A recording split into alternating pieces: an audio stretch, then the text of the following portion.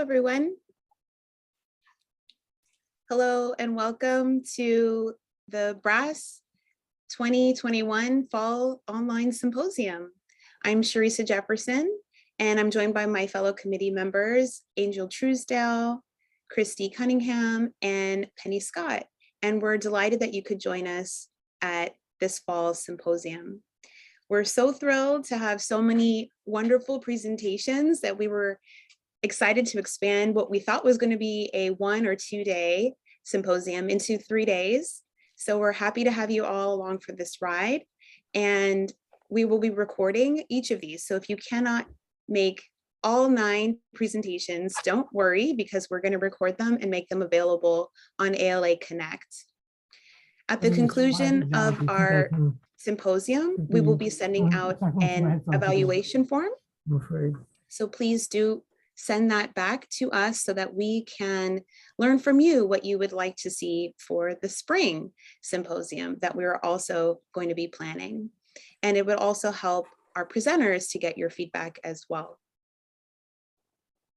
So without further ado, our first presenter is Nicole Slipp, and her presentation is Instructional Theory versus Half Online Practice, a new business librarian's suggestions to engage students in hybrid delivery one-shot sessions. Thank you, Nicole. Hey, everyone. I'm going to start sharing my screen now. It's going to get my slideshow. Is everyone seeing that okay?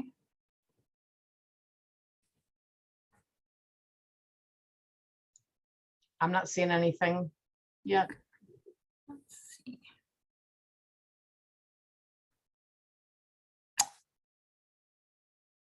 Try that again. There we go. We'll go now. Okay, great. So thank you, Teresa. It's fun to be the first speaker at the symposium, I guess. Hopefully I'll get it off to a good start.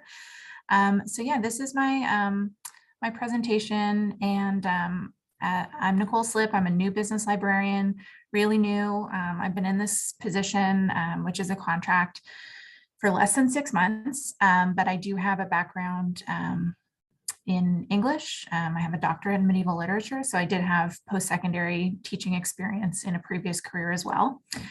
And I am addressing you today from the unceded lands of the Wolastoqiyik. These lands are covered by the Peace and Friendship Treaties of 1725, which did not surrender land, but instead established rules for a respectful relationship between nations.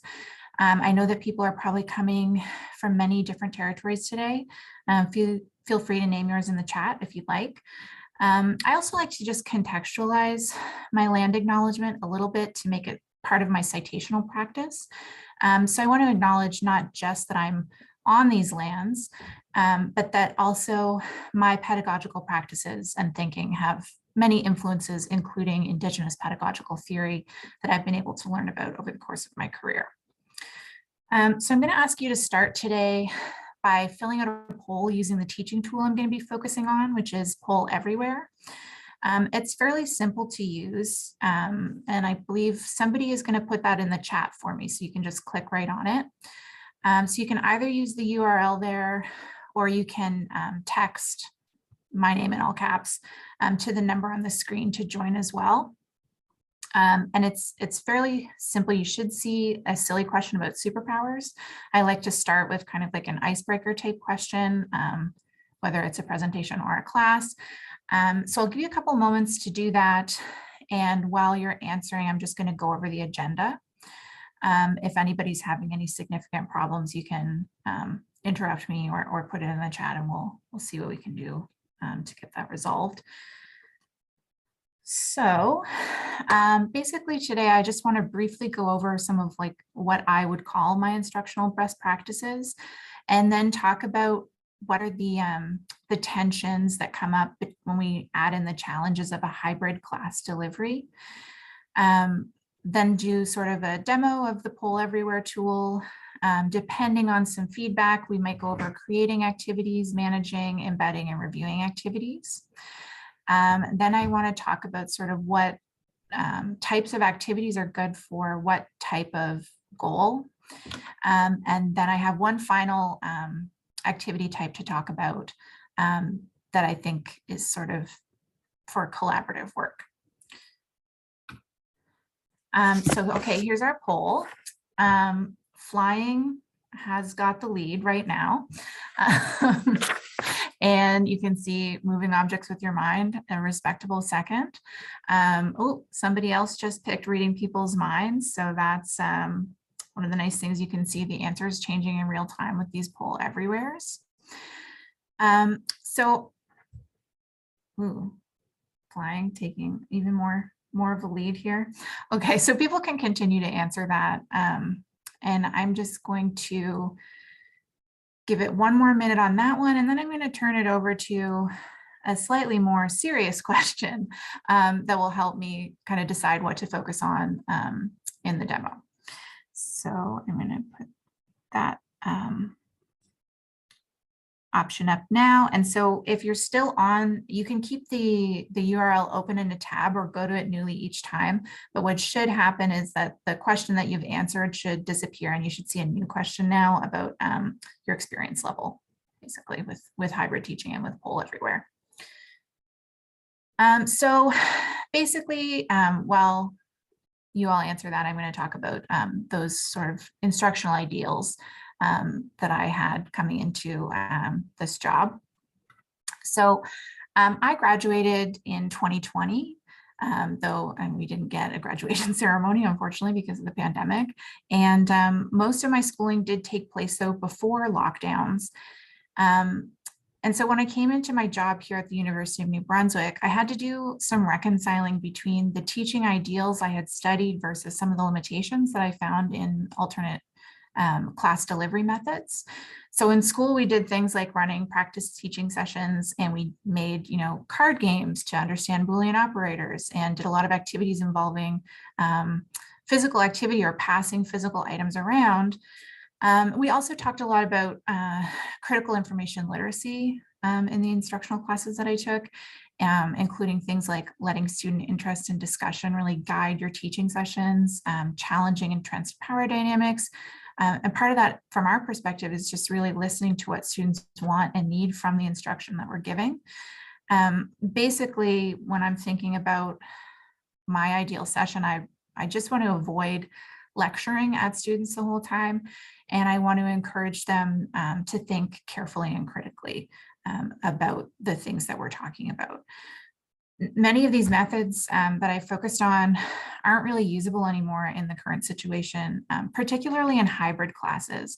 So I find these particularly challenging when some students are attending the class in person, but others are attending virtually. And at my university this year, the MBA program is a fairly even 50-50 split between in-person and virtual students. So all of the classes I teach to MBAs are hybrid, and so are some of the undergraduate classes that I'm coming into. And so that basically means that things like passing items around, games with cards, anything physical, that's really not possible. If I did use those methods, the students attending virtually would be kind of completely left out of what we were doing. Even discussion, which otherwise I really like to use to let student ideas kind of come to the front. It starts to feel unfair to students attending virtually to use that too much, because I think it's harder for them to jump in. Sometimes they've got audio issues. Maybe they're not even in a spot where they would be able to turn on their microphone. So if I plan all online activities, on the other hand, sometimes the students that are attending in person haven't brought a laptop with them and they can't fully participate. Then group work is also tricky. I really like using like small group activities that sort of pair and share ideas. Those can get tricky because maybe the software that your institution uses doesn't work that great with breakout rooms, or maybe that whole process of setting those up is intimidating. So I also find it's just so much easier to get a feel of how students are responding to what you're going over when you're actually in the room with them. So for those reasons, I find that the hybrid session in particular is difficult. It's like an inherent divide between these two groups of students, and how can we serve everyone well and try to get some kind of equity into the experience that they're having. You know, at least if everybody's online, they're all online, or like we're all online right now at this conference, we're having the same kind of experience. I don't think I found perfect solutions, or maybe even good solutions to all of those challenges. But I have found one tool fairly helpful, which is Poll Everywhere. That's where I'm going to be focusing now for most of the session. Is this tool, I'm going to do sort of a demo and then discuss these different activity types and how they can be helpful when running hybrid teaching sessions. I'm going to take a second now and look at the results of that poll to see kind of what people were feeling.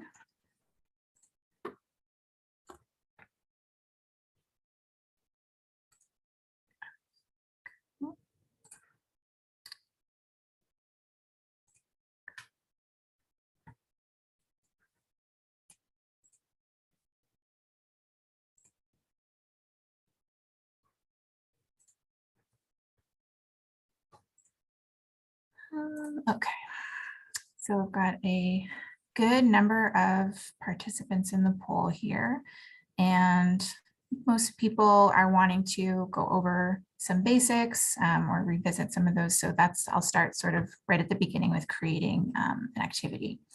So I'm going to exit out of the PowerPoint now. Maybe there. And so I'm right here. Hopefully people can see my dashboard and Poll Everywhere. This is a tool where you do need an account. There's a free option, and then there are some paid tiers. I have an account that's affiliated with my institution, so I get a bit more features within the free account. I have higher limits on the amount of responses. I think that's the main sort of thing that you pay for. Is on the free account, you can you have a limit of how many people can respond to each activity. So if you're teaching a very large class, like a first year seminar with 100 students in it, that might be a problem. But other than that, I find the free account is still pretty good. I had that before. I have the institutional affiliation here. I can also archive class responses and clear and use the same activity more than once, which I'll show you as part of our managing activities.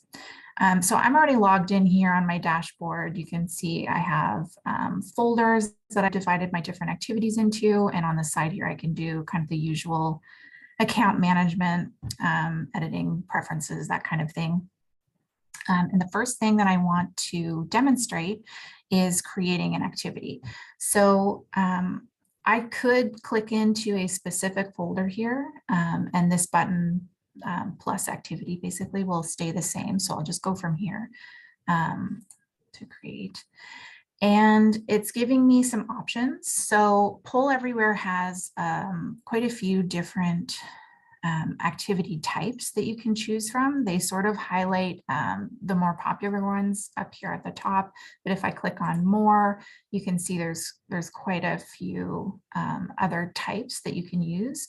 And some of them are nice because they load in like a question for you. This one, how would you rate your content? How would you rate the presenter? Or you can do things like an emotion scale. So if you just wanted to check in with the class that you were presenting to, they can click right on the little faces here to indicate, you know, what their mood is like. But the basic one, and the one that I use the most probably, is the multiple choice option. And I like this one for a couple of reasons, and one of which is that not all of the account or activity types can be used from all of the response options. So I had given people the option either to look at this through like the web, or you can also text response. And all of the activity types don't support that text response. So when it's possible within like the bounds of what I'm trying to do with the question, I'll use multiple choice, just so that even if the in-person student just has a cell phone, they can use that if they don't have access to the internet for whatever reason. So if I was going to create a multiple choice question, you put your title in here, like what is your favorite animal. I am Canadian. That's why there's a U in there and it's telling me it's wrong. And then you put in your options down here. So dog, cat, you can add quite a few. So usually I do 4. I think for some reason that's kind of the default with multiple choice. And once you have those in, you can drag them around. You can also insert images here for multiple choice. So if you wanted to, for some reason, you could have students pick between a number of different images instead of these text options. Then I would just hit the create button. And it's going to take me to an editing page for it. You could also see if you go back to the main page that it's now included in my list of activities. I didn't put it in a folder, so it's not in one of these, but if I had gone from a folder, it would be inside whichever one I had created it from. So once you have an activity saved, you can move it around or edit it. So from this page, you can do a few different things. You can edit the text, like if you wanted to change your options, you can do that. And then you can save and it'll update right there. You can see that the information about how to respond to the poll is available along the top of the question. So it's showing you can either respond online, and when you sign up for your account, you'll get assigned a URL that all of your activities go to. So I've customized mine a little bit. It used to have a number on it, but my name's pretty unusual, so I could just leave it that way. You could pick like something to do with your institution. You can change it around a lot. And it's got the text option as well. The other thing that you can do from this managing page is to change things about how people can respond to the activity. So if I wanted to not include text messaging, I can turn that off. There's a lot of features that you can do in terms of audience restriction. If you have an institutional account, some schools have this hooked up with their learning management system so that students are actually identified by name when they respond to activities. So I imagine it's more for full course instructors that they can integrate that kind of thing. And then you can also change, you could say like you can say that people can respond as many times as they like, or you can hit it at 1, or like say you want everybody to be able to put 4 favorite animals in, you can do that. You can also show the chart to the participants as they're answering. So once they've answered, they would see the results, or you can hide it from them until you're ready to go through it in your slides or with them. And you can add a reply message like, thanks for answering. And when you hit edit there, it's just going to save those changes.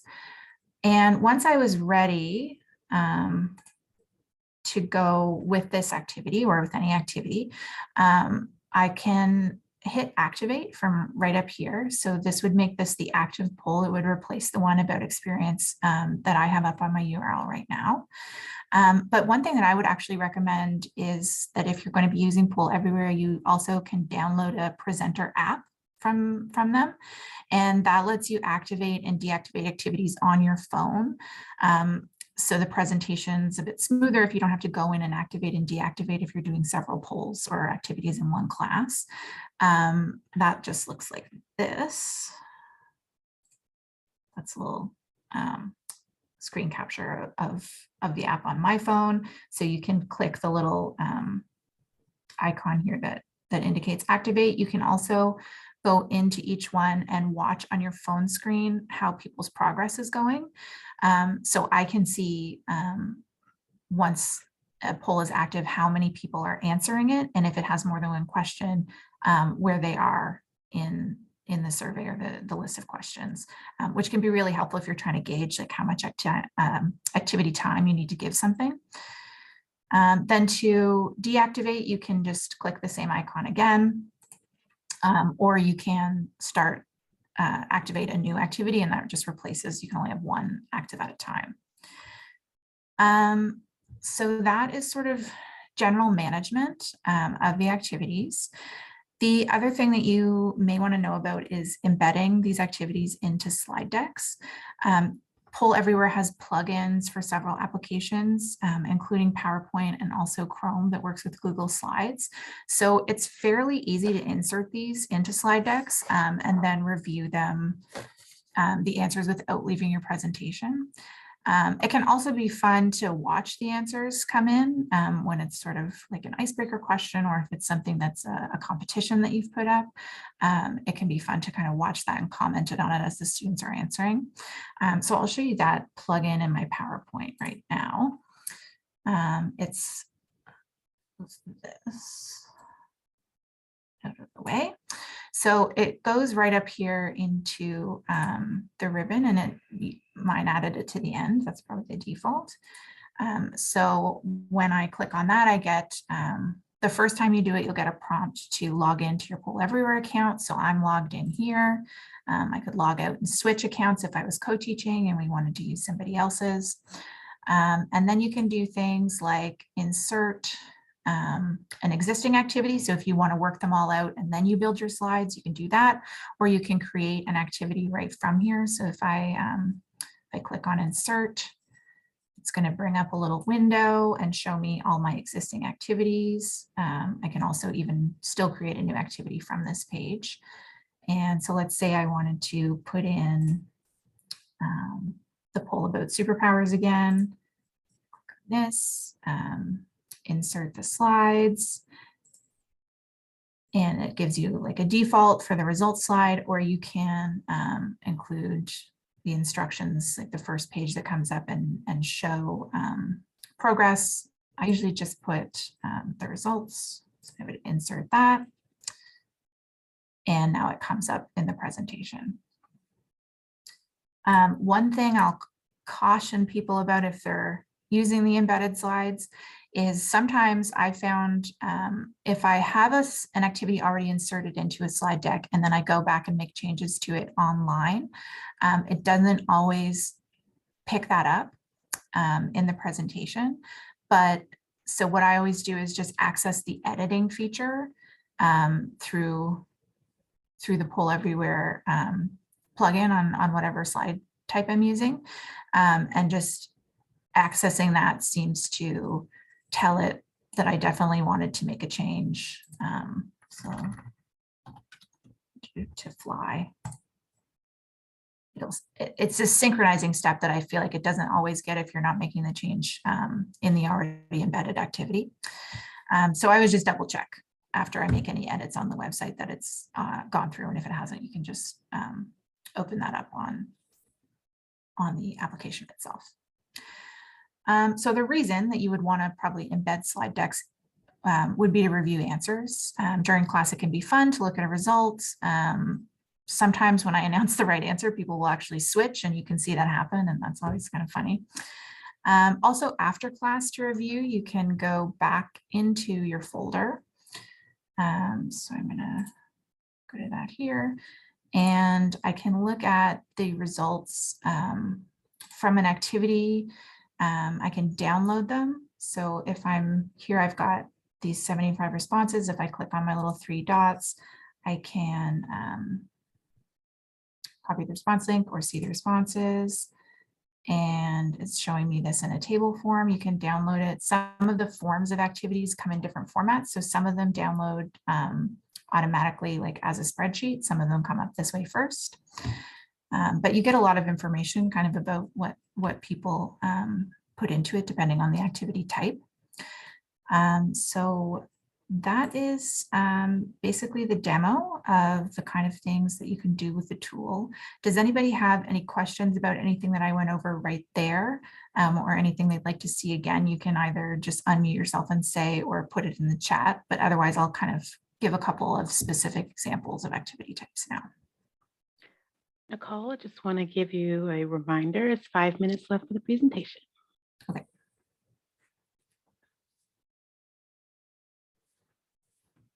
Okay, so I'm not hearing any requests for revisiting this. So let's talk about kind of what is this good for. In terms of in-class assessment, I think one of the really easy ways you can use Poll Everywhere is just to put multiple choice questions into sort of the middle of your slide deck. So an example of a question that I've done like that would be this one, which was in a class where we were going over how to use the library catalog. I just asked them, how many print books are there? That's this library in St. John, come up in a search when you search for data analysis. So you can just use this as a way to quickly check in with the students, whether they're in person or online, if they're kind of grasping the tool that you're going over. I like to include at least one answer that's close to the correct response where, for example, like if I'm asking them how many peer-reviewed results there are, I'll do the search first without that filter and put that answer in.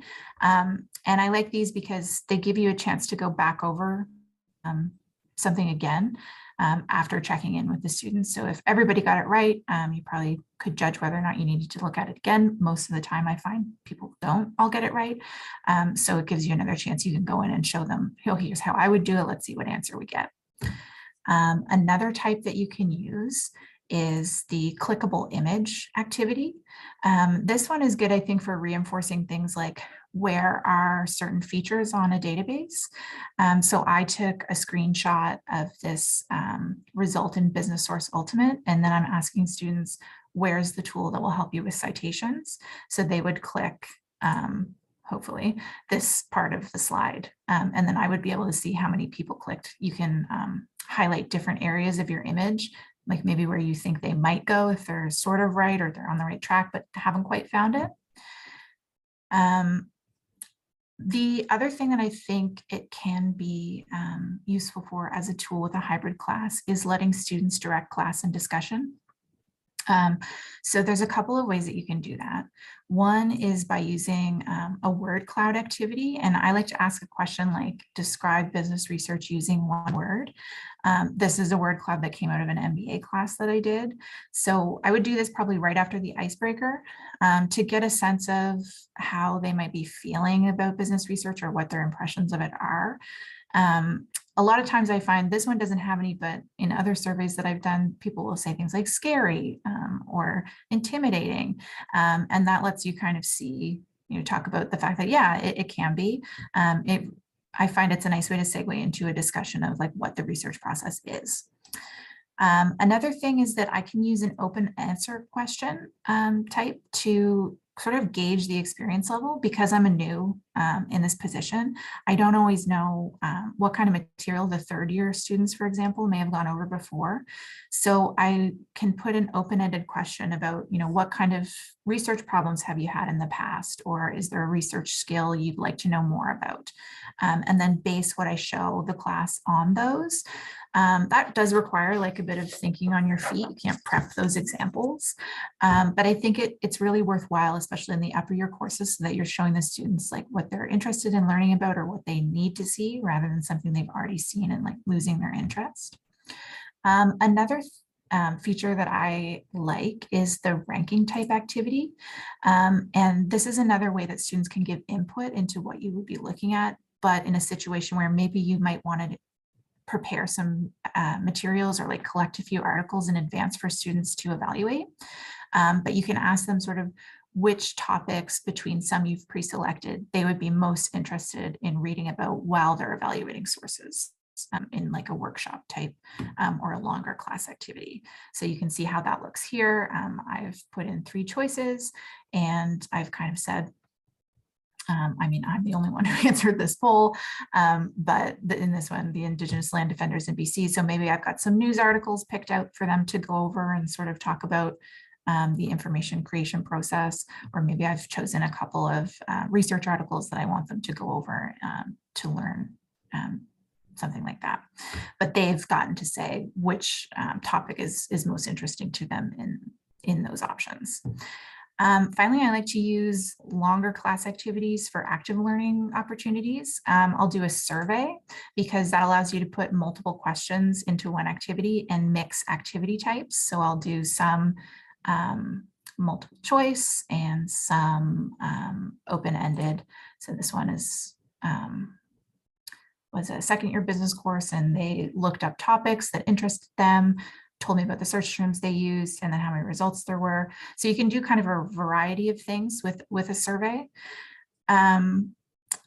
And I think the advantage of this, in terms of even over giving students tasks to do and reviewing them all in purpose, is again, I can track progress. So if I give them a survey with 7 questions and I can see that 10 people are on question 3, then I know approximately how much more time they need. Sometimes that's pretty funny because one time I did this and one group just clearly skipped through all the questions, so they finished almost instantly. But that can be helpful too, just to know that not everybody is fully engaged, and maybe try circulating around a little bit, or trying to engage them on the chat. And then you can also use Poll Everywhere for surveys about like the class itself. So assessment for me, I'll ask them, what a few things they learned, things they knew already, anything they wish I covered. This was from an MBA class, so I asked them things they knew, covered today that you already knew, and if there was anything I didn't explain. So that one would just be looking forward to other sessions that I was going to do to see if there was anything I should add. Yeah, so that is basically Poll Everywhere. Really quickly, and I know I'm 2 minutes over my time, there's one activity that I wanted to share that doesn't use Poll Everywhere, because for me, a really big piece of like ideal instruction is that it's collaborative, kind of a communal practice. When I'm in a class together, I kind of want them to feel like they're a learning community. And I think that hybrid learning poses a huge challenge to this feeling for me and for students, because they are, literally they're divided between virtual and in-person students. So it's going to be really hard to make them feel like the whole class is collaborating together. This is an activity I came up with to sort of hopefully overcome that difference a little bit. And the potential isolation, especially of virtual students. Everybody can participate in it equally. And I think it's pretty customizable once you have a basic idea. The example I'm going to do today, I prepared thinking of a upper undergrad or MBA research session for business students. And it uses Google Sheets.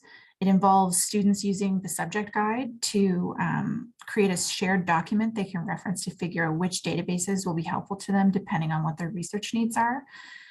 You can scale it for a variety of time. I imagine that the version I have today would take about 10 to 15 minutes.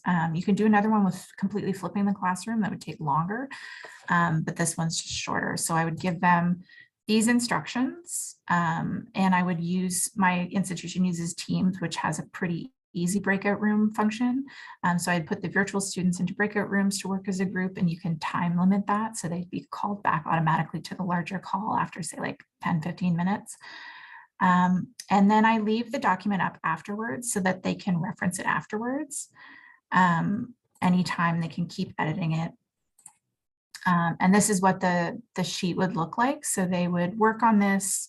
Here's an example of where I've copy pasted from the research journal or the research guide, and then put in some notes about the database. So in a small groups, they would be working on this and then coming back and sharing together with the class.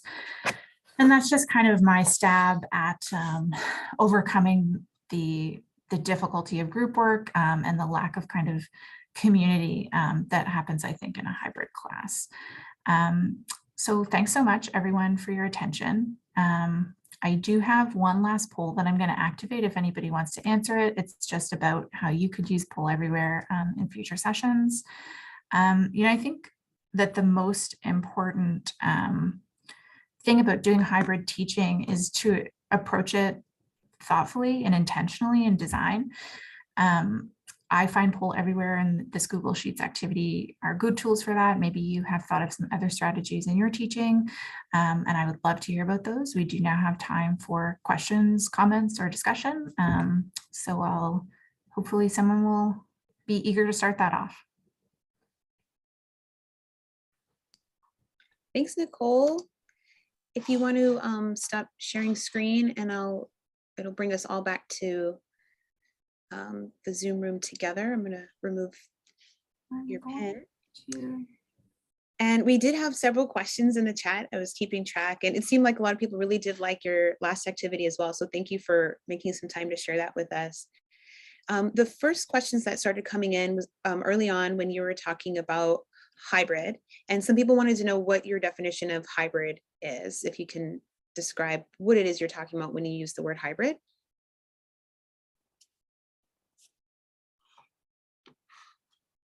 Oh, where did she go?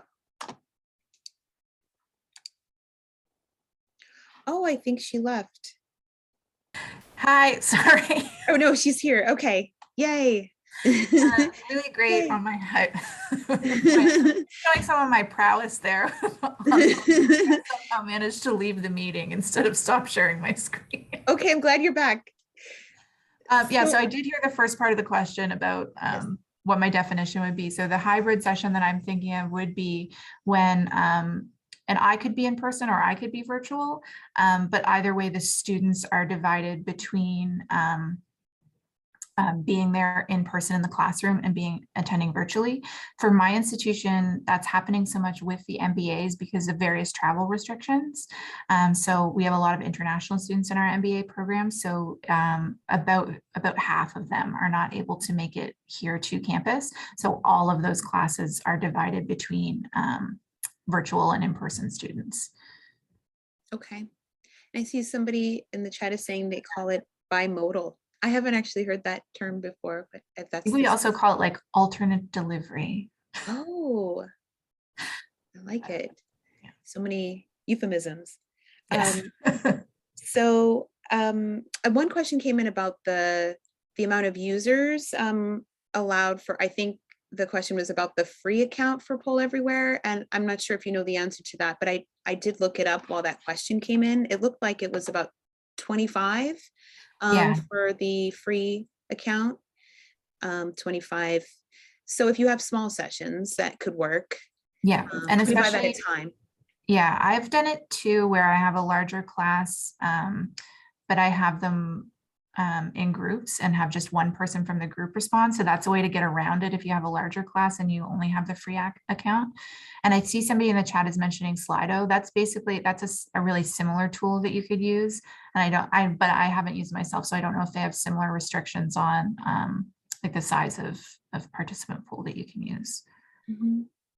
I'm lucky because with this institutional affiliation, I think my limit is like 700. So it doesn't really become an issue very often.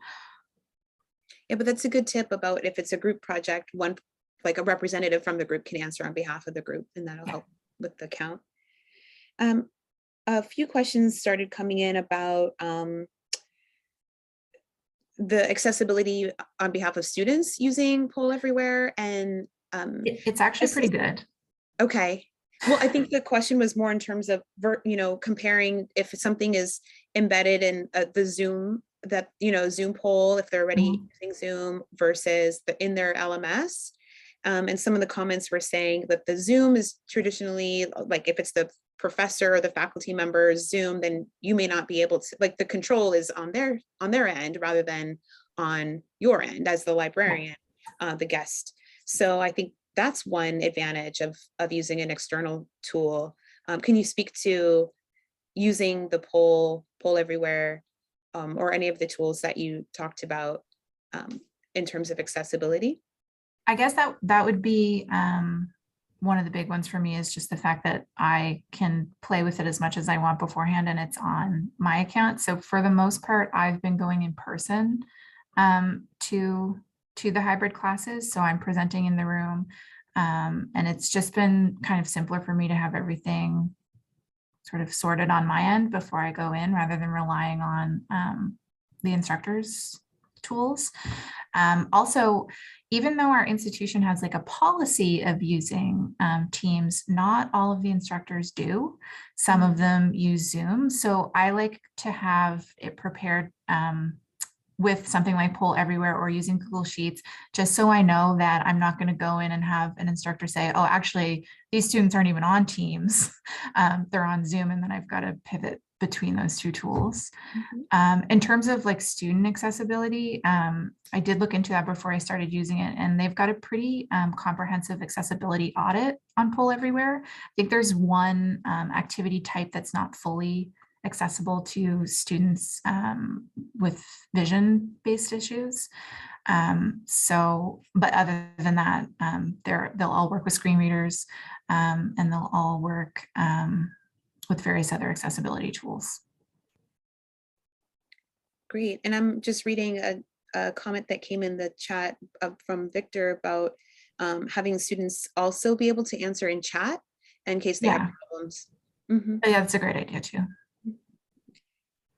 And a lot of comments were coming in about the Chrome extension and the PowerPoint integration. And somebody had mentioned that they weren't quite able to get the PowerPoint integration to connect. But I think what you went over was very helpful, especially the editing part. I actually like editing it within PowerPoint. So, the very first time I taught with it embedded into PowerPoint, I had changed the activities and they didn't update in my presentation. So I had to do it online instead. But yeah, that's the biggest thing I found, is that it just seems like they're not perfect at talking to each other between the online version and the PowerPoint. So I just always go in and hit that edit button when I'm sure I'm finished playing around with things. And I found that ironed out the issues I was having, like the synchronizing, I guess would be what you would call it. it's great. We have just a couple of minutes left, and I want to make sure I caught all the questions that came in. Oh, one question came in. What kind of feedback have you received from students about using the poll? I haven't gotten anybody directly mentioning the polls, but I did get a really nice email right after a session earlier this semester from a student.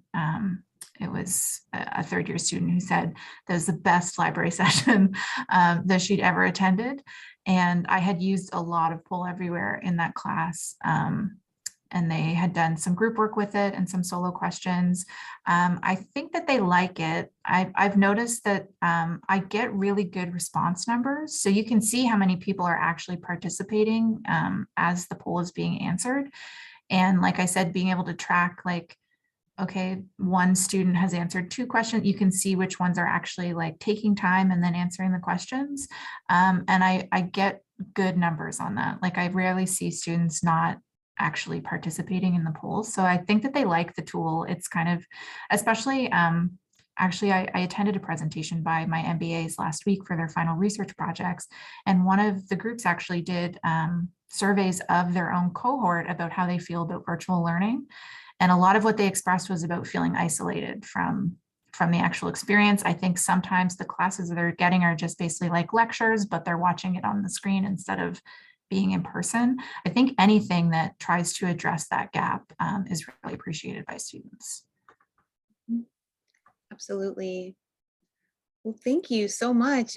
If there's no additional questions that have come in, I want to thank you for your time and presenting to us all today.